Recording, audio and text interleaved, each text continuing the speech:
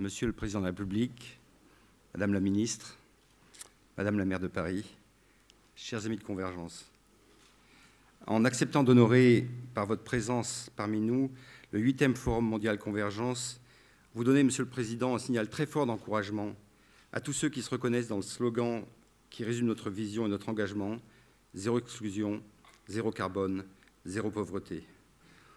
Au nom des 200 entités qui travaillent au jour le jour avec Convergence et que je ne peux pas citer tout aujourd'hui, mais je profite que Madame Hidalgo soit au premier rang pour citer quand même la mairie de Paris dans son soutien indéflectible depuis quelques années, et au nom aussi de tous les participants qui, selon les organisateurs, sont 8000, qui viennent dans ces 3 jours parler au nom des organisations, entreprises, publiques, privées, associations, et qui toute l'année travaillent. Je vous adresse un grand merci pour cet encouragement.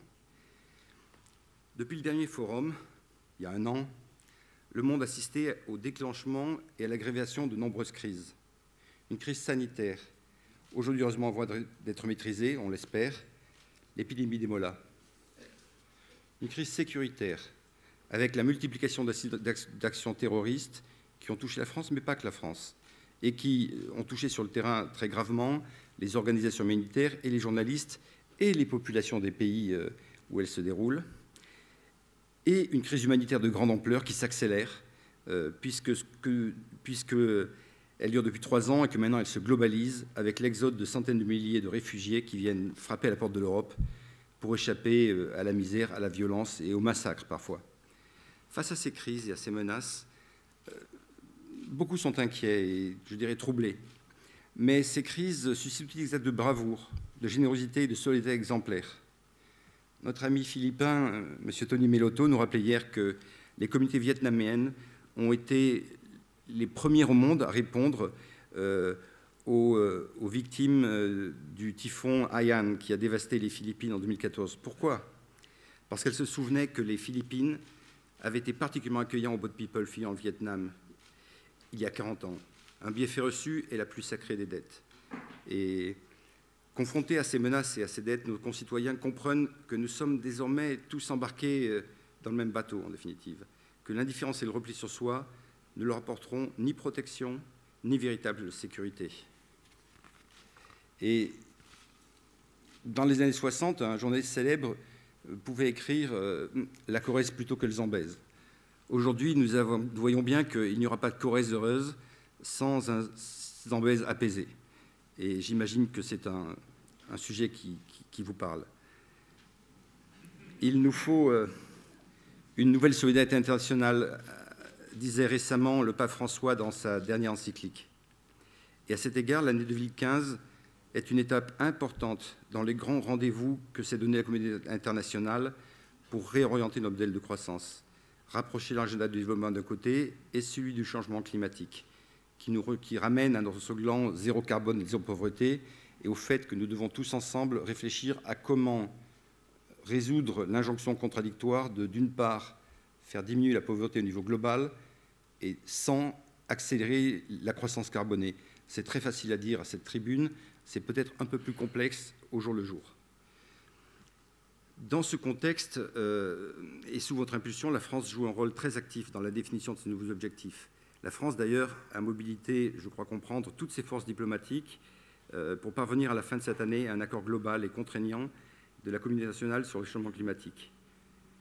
Bon, au terme de ce long parcours diplomatique, surtout pour les diplomates, nous espérons tous que des engagements ambitieux à la hauteur des enjeux seront pris par la communauté des nations pour un développement durable et équitable, une croissance, etc., etc.